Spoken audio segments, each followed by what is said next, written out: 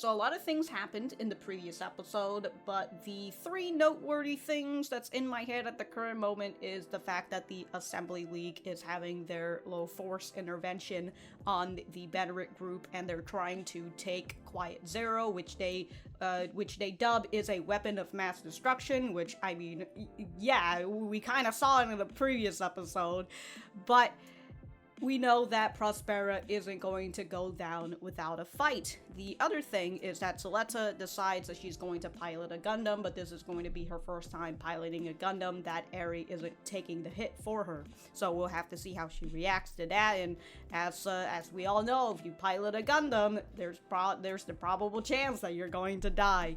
And the third one being LAUDA, who's deciding to pilot a Gundam himself. You know, going back to the whole, you pilot a Gundam, you die, so well, I'm gonna say LAUDA, he's got quite a few flags on him. Not just because Petra planted an additional flag on him because she survived her excursion, and now and consider that she has apparently some sort of romance with LAUDA, right? If Petra isn't going to die, then LAUDA has to die in terms of the romance death. So we'll just have to see how this all goes. But if you guys enjoyed the content, remember to leave a like and subscribe if you haven't. And if you didn't like the content, dislike the video and we'll be on our way. Let's get started. The fucking bass drop. Oh, it's a fucking standoff out here right now?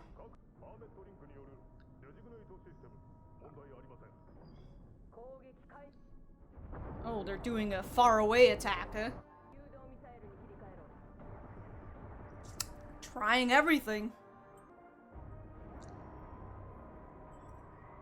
Ah, uses permit, the guided missile.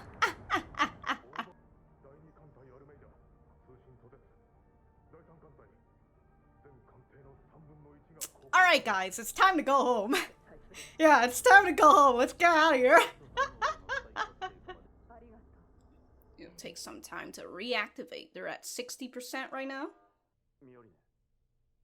Sorry, Miorine is gone. LAUDA has kidnapped her. Aww, aww. Look at her. All she needs is a little Suletta by her side. But guess who tossed her away? Eh, she'll be back, don't worry. Oh, to go to the... Sure.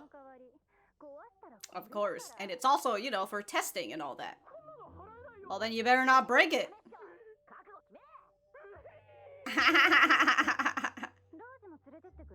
Oh? Oh, about the... Well, yeah. Well, yeah.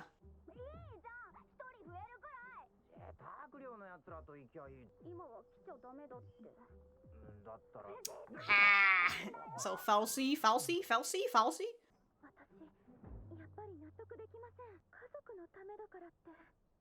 If she wants to do it, she wants to do it. All you guys can do is support her, eh? She's having that discussion with El5n. For getting blasted by the... that's his... Like she should have done.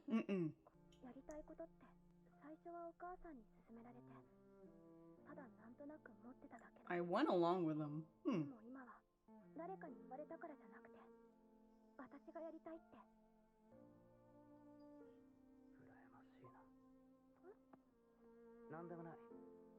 You found your own voice.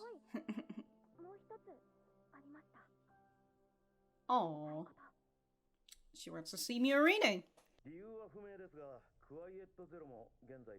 Well, they need to recharge. The silly president. Oh, there's Ghoul. Come on, I'm taking you on over to Miorine. She needs a pick-me-up.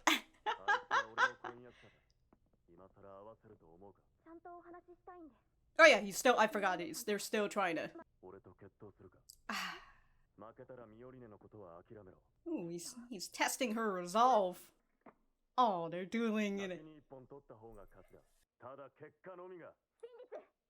Y'all practice in fencing this whole time? What the shit?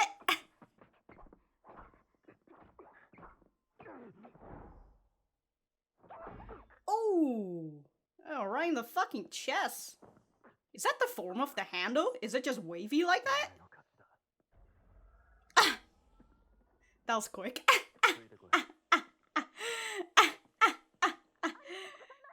He's just like, huh, finally. I'm not the fiance anymore. Alright, your fiance is coming to meet you. Another one who's probably going to die. What are you gonna do, Miorine? It's a peaceful negotiation. Mm-hmm.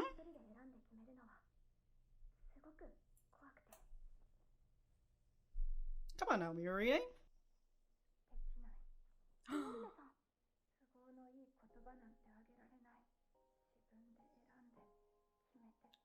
I thought she was here to give you the pep talk. So this is like a switch between when Suletta was hiding in the bathroom, pulling away from your mother too. It was all my fault. Mistake.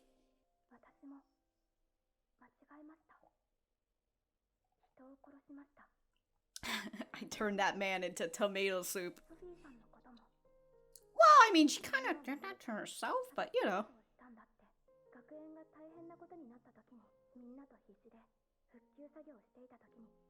Mm-hmm.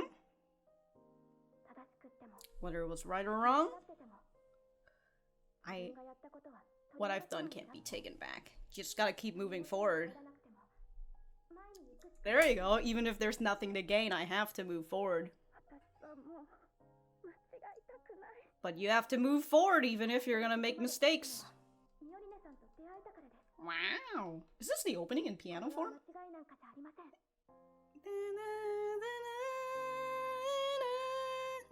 Yeah, it is.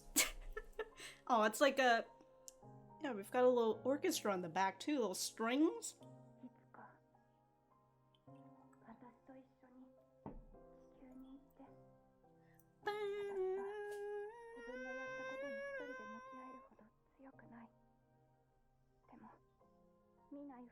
She just needs a little support.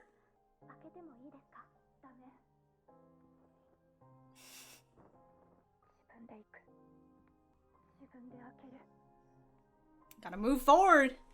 The way that they're only showing her shins and not her feet. Oh. I was like, it was a very odd shot, but that was like, is she naked? Like, what's... There's just clothes everywhere. Oh, she just... Wow. Oh, somebody needs to take a shower.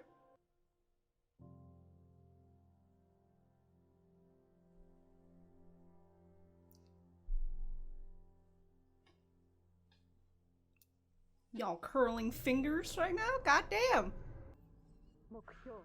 Okay, what's...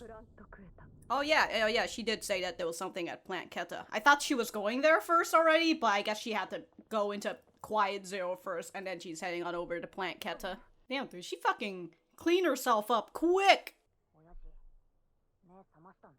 Dylan! He's been gone for like 10 episodes!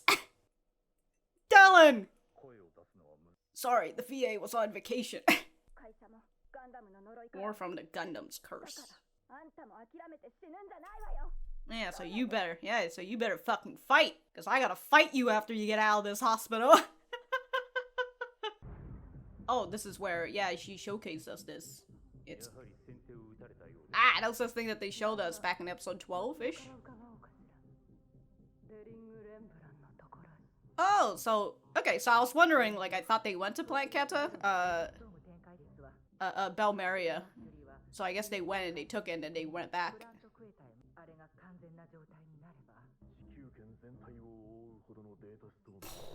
Jesus Christ. We're just gonna crash into it. And we'll figure it out from there.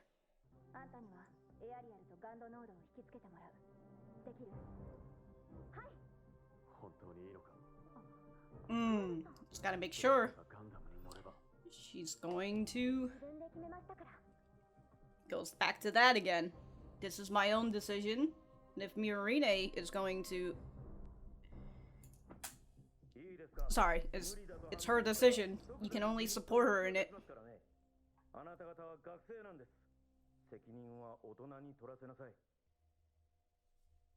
I have to... Hold on, I have to rewatch that. He's all like, let the adult take responsibility. I'm just like, but aren't the kids the one who's running it? I barely recognize you. You're coming with me.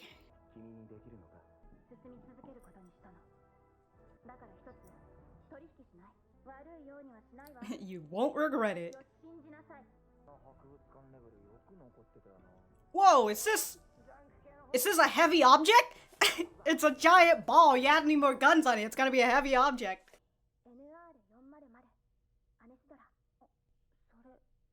That's... Jeez. Ah. Oh. I will always be... Wow. Into the tomatoes? What in the absolute... Oh, the 2 keychains. God, they just really love to animate this juicy-ass tomato. You have to clear score 5.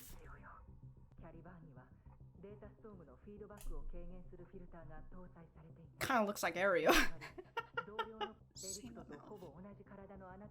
You have strong resistance.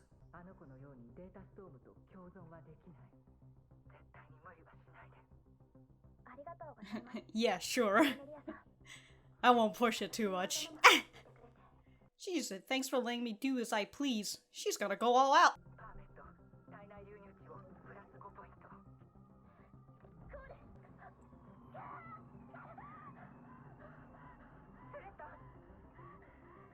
We're only on level 3. Holy shit.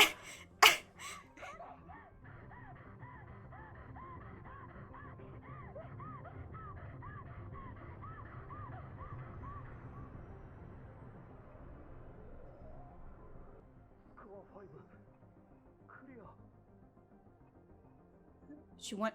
I mean, that's the same vision that El5n gets once he hits, like, permit score 4, you know, when he sees Eri. Man, calls her by her full name and everything. Eric. So that's the ship that they're in right now? So they're gonna... So, like, that's the boarding ship, right? The giant little ball thing. Oh, here's the Caliburn. I just really want to say Caliburn, and that's what I've been saying, isn't it? Caliburn and Calibarn. And she's coming in like an all-white Gundam as well, like ridiculous. Alright, she gets her like white uniform as well.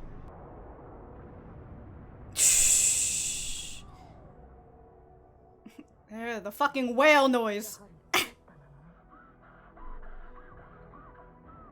God, people who train in Gundam, they really need to also, like, train on, like, breathing exercise, too, or else they're just gonna hyperventilate themselves into non-existent.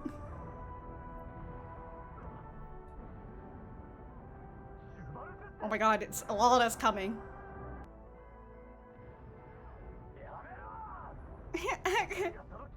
It's LAUDA, dude. Ghoul's gonna have to fucking kill his other family member.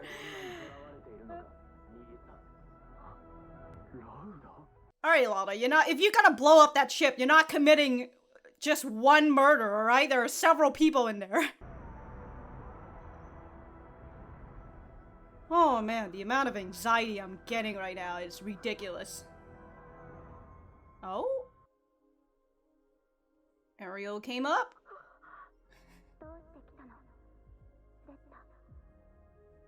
Came here to have a talk.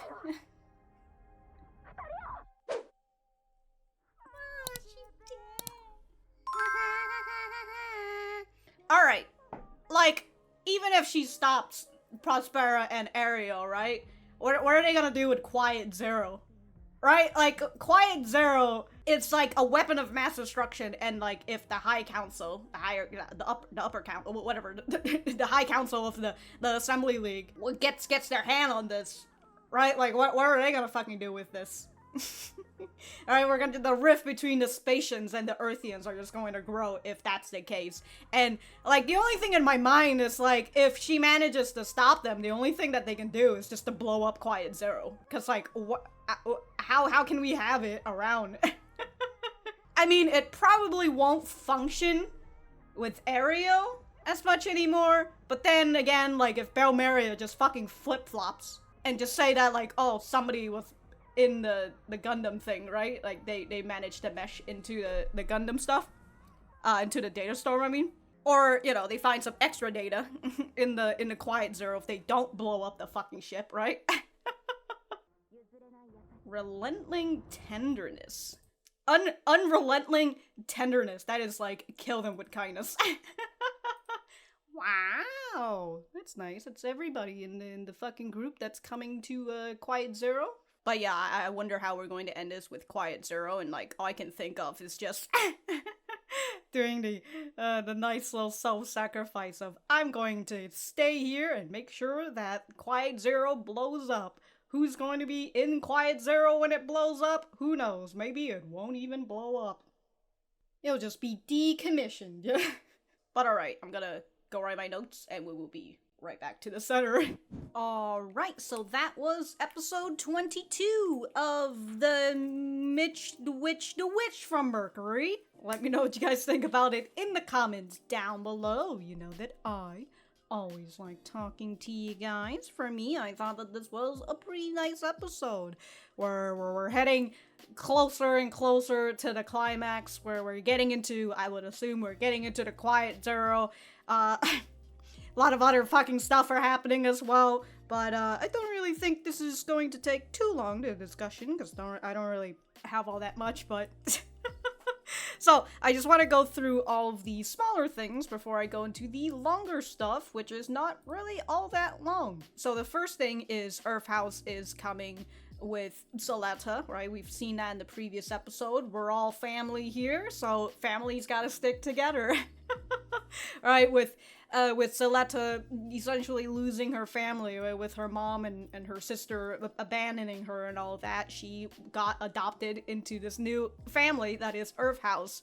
And so Earth House, they want to come, and so Choo Choo wants to come and pilot as well, so she's taking the Demi Barden, and she's also taking Roji, right? With Roji is in the same house as Cecilia, and he's interested in the Quiet Zero because he's one of the engineers somewhere around there, right? He's really more into the whole techie stuff, and Cecilia and Roji aren't really pilots themselves. We've also got to see Earth House using their favors from others to take care of the animals, since all the people from Earth House are leaving, so they can't exactly take the animals, so these kids who Earth House have helped out throughout this fucking tragedy, right? This fucking this happenstance that went on, and because of that, you know, they favored some curry.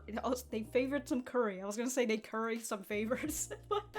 But yeah, it's a small scene, but I like that they are getting Spatians to, you know, try and help them with the whole animal stuff, and it's fun to see that she's over here like, here's the list of the animal care task, and they're like, whoa, this is even longer than like the mechanical stuff, right? Because, well, I mean, mechanicals, it's easy to just fucking do that. Animals, they got their whole fucking lives in them and all that, right? So it's just nice that, you know what, these two girls right here, these two Spatians, if they bring someone else to come and help, man, they're really getting the full Earthian simulator experience. But we also got Felsi at some point, right? Yeah, Felsi, that's her name, Felsi, or is it Falsi? Whatever. She wants to come as well, since Lauda's missing, Petra's in the hospital, and Ghoul is up there as well. she wants to be in there as well. She doesn't want to be with Petra. Petra's just fucking unconscious. Out of here, dude. But in the next scene, we see El5n telling Suletta the truth about the enhanced person and what had happened to the previous El5n, and, you know, she's shedding tears for him because she felt some connection with him, and she thought that he was close to opening up before before the fucking engine, you know, help them open up a little bit too much. He's just particles at this point. Hey, I will say though, 2 people related to El5n number 5, even though El5n number 5 never really talked to the previous El5n, but you know, still sort of related. Boy, him and Noria got just evaporated into fucking atoms. Actually, no, I think their atoms might have even disintegrated at this point. So, goddamn, dude, these people just get absolutely fucking blasted. But we see El5n going into his usual thing, which is to run away. Like, aren't you scared? If you pilot this Gundam, you're going to die. You should run like she should have done, right? As what Noria should have done. Instead of fighting, she should have just gone and fucking run. But since she didn't, she fucking died. And despite him trying to put this ideal on her, we know that Suletta's resolve has already... Suletta has already resolved the turmoil that's within her heart, right? She's ready to move on for the most part. Here she goes and she says with the wish list, right? At first they were just things that Mom suggested that she did. Well, Prospera suggested, and for some reason she went along with them. But now it's not because someone told me to. I want to do this, Suletta says, and this is just her telling El5n that this is her new, she has found her new purpose. She has found her voice, right? She's not listening to other people for the most part. Yeah, she's doing her own things on her own accord, on her own will.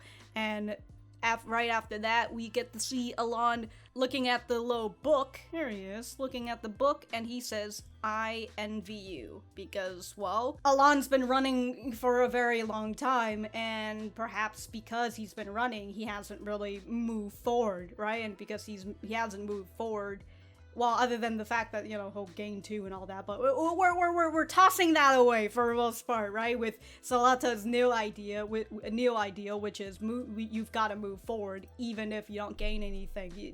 Again, time won't stop and all that. And so I like that here's El5n that says, I envy you, which is similar to the previous El5n, right? Because I can't remember if the previous El5n had felt that sense of envy before, but I know that previous El5n thought that Suletta was just like him, but then he found out that Suletta isn't like him at all, so he got really upset at that. So I'm not really sure it's a feeling of envy. It could be, but it's alright. It's been fucking months. But yeah, we've got that nice little scene. And in the next part, we've got our duel between Suletta and Ghoul, except this time they're in a fencing duel, because I guess they've been taking fencing classes this whole time and we haven't seen it because the whole classes stuff, they're not really important. The dueling was more important for us, the viewers. And then all the other terrorist shit was happening, so yeah, I guess they were taking fencing classes during this whole time. But Suletta ends up winning. It was just the first person to get the point wins. And yeah, Suletta wins and she becomes Miorine's fiance again. And since she is Miorine's fiance, she gets the rights to go and talk to Miorine, who has freaking locked herself in this room, right? She's just in her shorts and tank tops, just bundled up with her blanket and everything. But here in this part, we get to see Suletta talking to Miorine and just telling Miorine what she's going to do, right? I'm going to go to Quiet Zero. I'm gonna go talk to my mom and Eric, and we'll just see how this goes. And well, she says like, but I've relied on Mom and Eric all this time. And I guess when Miorine hears that, she's just like, no, I can't be there for you, because she's saying that she's always been relying on her mom and her and Eric. And so she's like, I can't give you a convenient pep talk. You know, this is all my fault. She's still in that stage, which again, it's understandable with what I've mentioned before in her rather perfect ideal. That was a little bit too perfect, and that's why, because it was too perfect, it shattered immediately, and she just went down this fucking spiral. Miorine and Suletta kind of went on a similar journey, right? With Miorine's ideal and Suletta's ideal that she gets taken that she gets from her mother, right? Move forward, gain 2. And so with with Miorine, you know, she decided to move forward even though she lost 1 and then she also lost 2. Anyways. But yeah, in terms of like their story, it is a little bit similar to one another here, and with them talking, with Suletta coming into the room to talk to Miorine because she's having, you know, a bit of a bad time right now.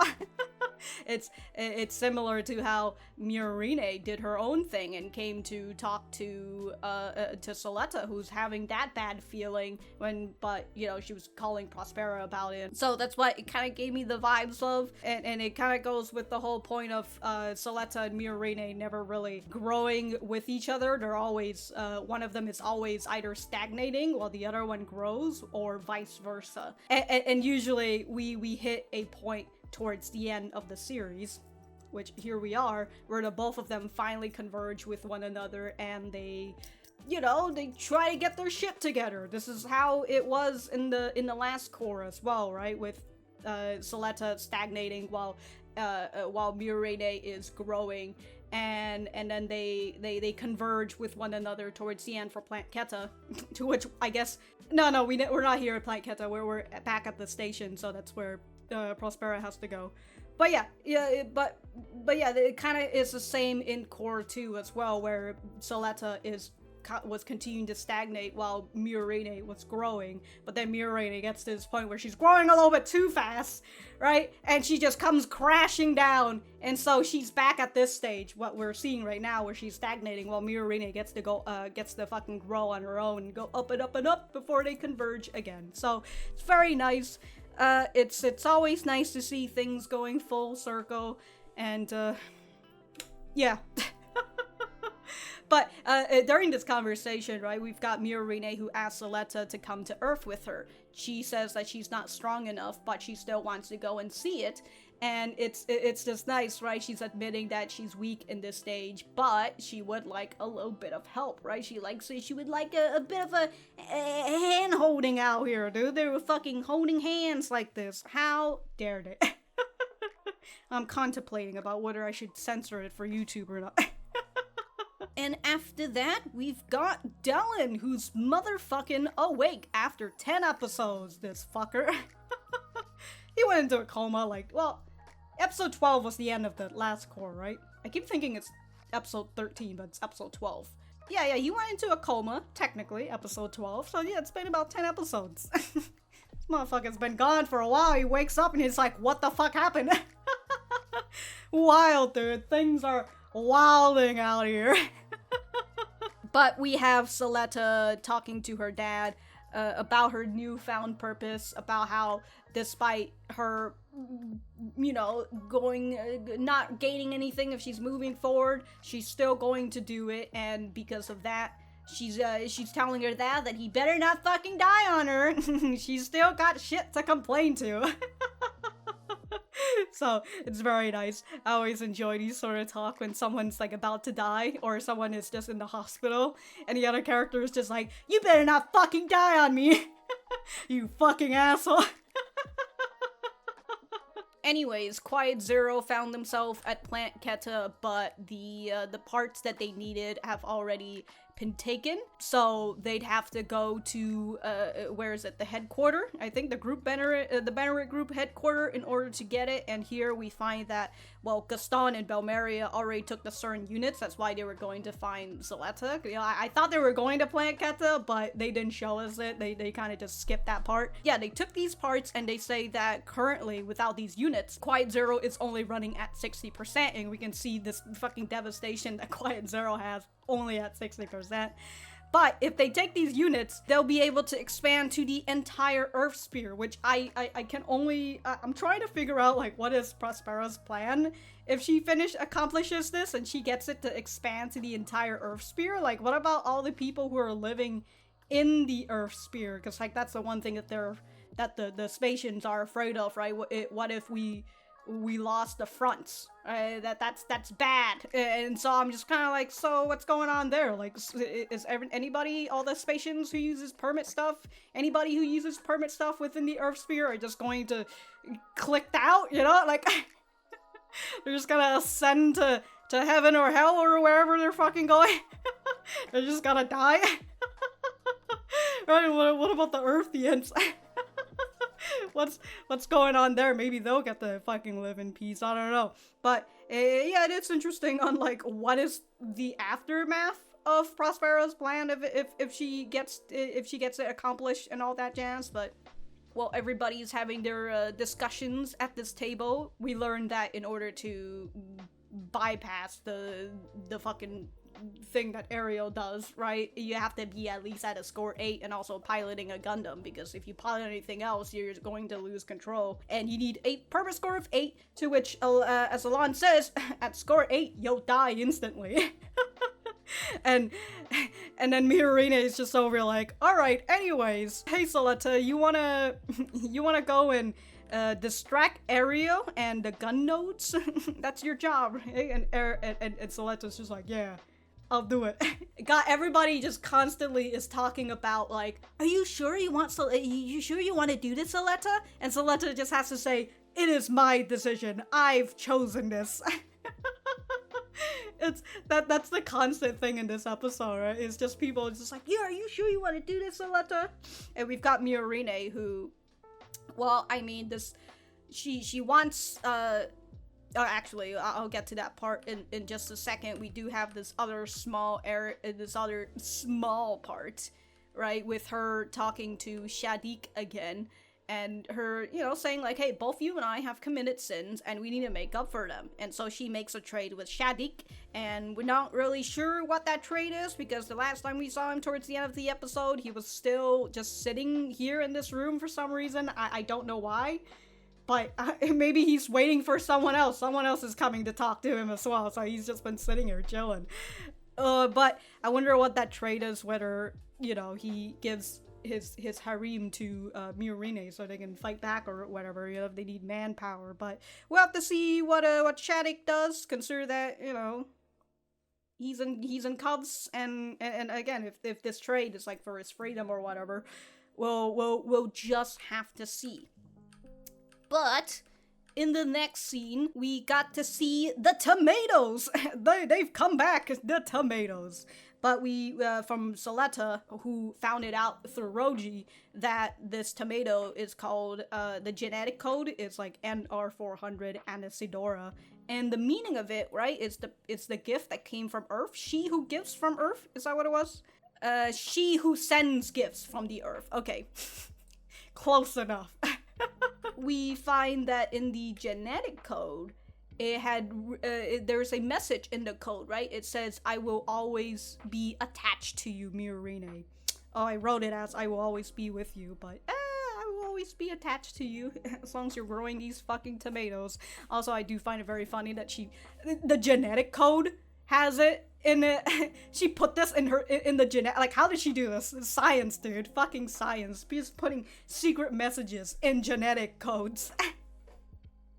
Hell yeah, dude. Hell yeah. Here in this part, I did not write any notes, but this is just her being tested, which, I mean, good. I was like, thank God they fucking tested it before they just launched her into the goddamn battlefield. But it is very fun that the Calibar just happens to it kind of looks like Ariel, but it's all white. It's an all white, and then she's in her like all white uniform again. It's like, hey, very nice, right? Literally a knight in a white knight in shining armor. There you go. I just love this part where Suletta is suffering through the permit repercussion, the permit score, and she's telling to keep going. And then Miorine is just over here like, alright, let's keep going, plus 5 points. just keeps fucking going. But we see that, you know, Miorine, and also her kind of hitting into the data storm, right? This is what El5n sees when he hit that permit score and before he got assaulted by all the Eri. Okay, so she cleared plus 5, but like, is that the only thing? Like, is she, yeah, whatever, we'll figure it out. So, like, she cleared 5, but she needs to hit 8. But if she hits 8, she's going to die instantly, according to El5n. So, I don't know. We'll just have to figure that out. But towards the end, we've got Prospera and Eri. I've just been switching out their names, but they see that it's Suletta in the Cali barn, and then Eri eventually pops up towards the end, just to ask her, like, WTF are you doing here? I thought we told you to go to school, go to school, Suletta, but, a little bit hard to go to school when fucking terrorists are attacking, am I right? In the final point, I know that I said I was going through all short points, but I realized that all of them are rather short points, so I just decided to go from beginning to end. But we see LAUDA in the new Gundam, who's out here fucking trying to attack Miorine, but Ghoul stops him because, well, I mean, first of all, we're trying to stop Quiet Zero here, LAUDA. Maybe we should try and stop the maybe we should stop the weapon of mass destruction first before you try and kill Miorine. And also, she's not his fiance anymore, so, like, just saying, if you want to marry your brother, you can now. But yeah, LAUDA is coming, and he's fucking, trying to attack Miorine. Ghoul's gotta stop him, so it's just, like, and also, now that I think about it, this is, since we are nearing the end, consider the fact that Ghoul fought his dad towards the end of the anime, of Core 1, right? Now here we are at the end of Core 2, where he has to fight LAUDA. This is the only way for you to survive, Ghoul. You need to kill off your whole family member. It's the only way. LAUDA, no! Like I said, LAUDA, he's deciding that he's gonna pilot a Gundam. This is a Gundam, right? They did say this is a new Gundam that they were building between Vim and Prospera and all that, and that's why LAUDA took it. So again, if he takes this Gundam, he's going to either die of the permit or he's going to die by Ghoul's hand, or maybe both. That'll be fun. And as I mentioned before, Petra has established that there's some sort of romantic relationship between her and you, and if she survive her endeavor, then you need to die. That's how it goes in this romance shit. Sorry, LAUDA, but look, if LAUDA survives by the end of this, and if Ghoul somehow dies, I'm gonna be a little upset. But if LAUDA and Ghoul survive, I'll be like, okay, you know, the bros, they'll continue to live on, and they'll continue to expand their family legacy or whatever. But like, LAUDA has a lot of LAUDA's got a lot of flag on him right now. But we will just have to see. Yeah, we'll just have to see. But yeah, that's pretty much it for this episode. It was nice. I'm honestly ready for it to end. I honestly am. I'm ready for it to end at the current moment. But you know what? Let's end in like 2 weeks, I think. This is up to episode 24, right? This is 12 episodes in this core. Hold on. Let me just go through the Crunchyroll and I'll figure it out. Okay, yeah, it's gonna end in 2 weeks, so. Fun times. But if I have anything else to say, I will write it in the description down below. Thank you guys for sticking around, and I will see you guys in the next episode.